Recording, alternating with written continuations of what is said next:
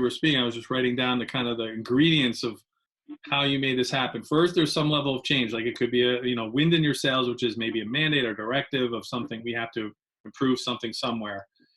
That's always a positive. It's not like you need all three, but the three is ideal. Maybe you can have 2 out of 3. But then the person itself, having some person in the element in that have personal. Hey, I want to work with so and so. I want to work with Patrick. I want to work with. So you have that trust or at least that relationship, or at least that credibility or track record to be able to get to the third one. And that's where you nailed it, I think. And that is, what's in it for me. No one have really. You're not talking ever about Agile. You're talking about what's in it for me, meaning what's in it for them. And you're saying your language is around how you can help them increase throughput or something in this case. And did I get that? Did I play that back right? Yeah, I've always thought of myself as an Agile coach as a profit center, which is the stance I always take. But that's a really tough thing to kind of, sell or even push. But personally, when I joined my current group, I went to one of my peers that I've known for a long time, and I said, I want to make $1 million difference. And he said, in this organization of this size, that should be easy to do, right? How big a team and what kind of improvement in delivery time or efficiency do I need in order to make $1 million difference?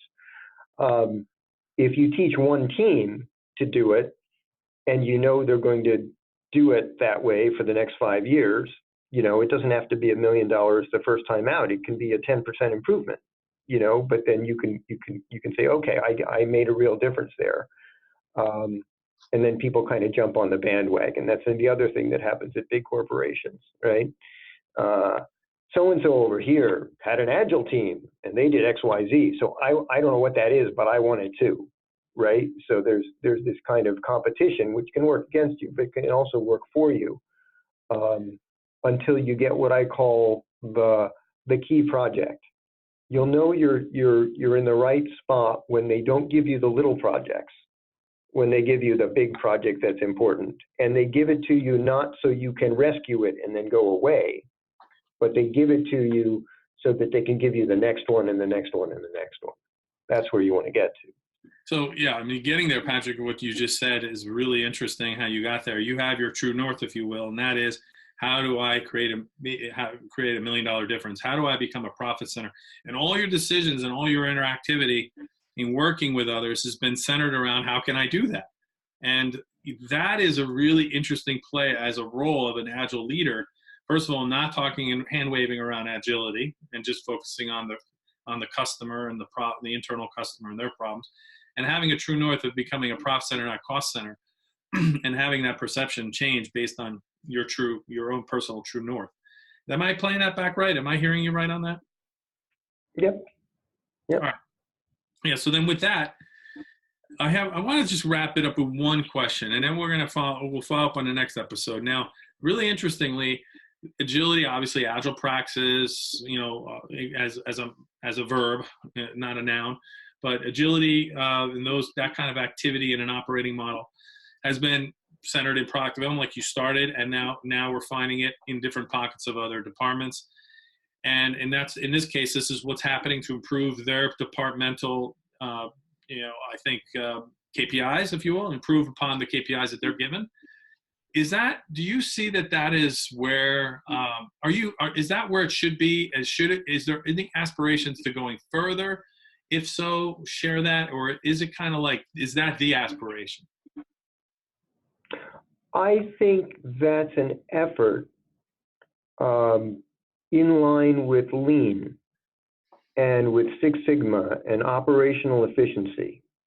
I think things like business agility are different, and I think there's a further discussion to be had in terms of what agility means at what level, because agility is the operational agility brought to you by the Scaled Agile framework and the Scrum and all of those things is really tough to scale, right? It meets different challenges when it scales. And it's not the same as business or strategic agility at all. In other words, I can do the scaled agile framework across my organization, but that doesn't mean I have business agility. I can have business agility and be completely ad hoc in the way I execute, right? Neither of those things I think are ideal or will last a long time because they're usually people driven and not organization or culturally driven. So I think right now there's kind of confusion between business agility and scaling operational agility. And people kind of assume that business agility is the next thing. I think it's a different thing, right? Yeah. I think you have to have the operational agility in order to make the business agility run, just like you have to have kind of DevOps in order to make Scrum run. But I think it's a different thing.